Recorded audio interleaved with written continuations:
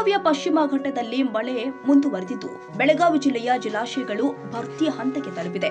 ಬೆಳಗಾವಿ ಮಹಾನಗರ ನಗರಕ್ಕೆ ಕುಡಿಯುವ ನೀರು ಪೂರೈಸುವ ರಕ್ಕಸಕೊಪ್ಪ ಜಲಾಶಯ ಭರ್ತಿಯಾಗಿದ್ದು ಅರ್ಧ ಟಿಎಂಸಿ ಸಾಮರ್ಥ್ಯ ಇರುವಂತಹ ರಕ್ಕಸಕೊಪ್ಪ ಜಲಾಶಯ ಭರ್ತಿ ಹಂತ ತಲುಪಿದೆ.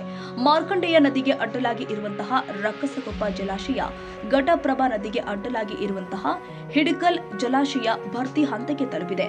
51 ಟಿಎಂಸಿ ಸಾಮರ್ಥ್ಯ ಇರುವಂತಹ ಹಿಡಕಲ್ ಜಲಾಶಯ ಸದ್ಯ 45 ಟಿಎಂಸಿ ಭರ್ತಿ ಆಗಿದೆ.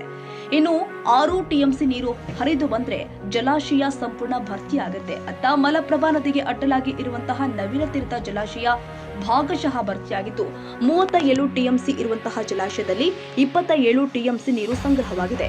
ಇನ್ನು 10 ಟಿಎಂಸಿ ನೀರು ಸಂಗ್ರಹವಾದ್ರೆ ಅದು ಕೂಡ ಭರ್ತಿಯಾಗುತ್ತೆ. ಬೆಳಗಾವಿ ಮತ್ತು ಮಹಾರಾಷ್ಟ್ರದ ಜಲಾಶಯ ಭರ್ತಿಯಾದ್ರೆ ನದಿ ಪಾತ್ರದ ಜನರಲ್ಲಿ ಪ್ರವಾಹದ ಆತಂಕ ಹೆಚ್ಚಾಗಿದೆ. ಸದ್ಯ ಪ್ರವಾಹ ಪರಿಸ್ಥಿತಿ ತಗ್ಗಿಸಲು ಜಲಾಶಯದಿಂದ ಅಲ್ಪ ಪ್ರಮಾಣದಲ್ಲಿ ನೀರು ಬಿಡುಗಡೆ ಮಾಡಲಾಗಿದೆ. ನದಿ ಪಾತ್ರದ ಜನರಲ್ಲಿ ಎಚ್ಚರದಿಂದ ಇರಲು ಜಿಲ್ಲಾಡಳಿತ ಸೂಚನೆ ಕೊಟ್ಟಿದೆ.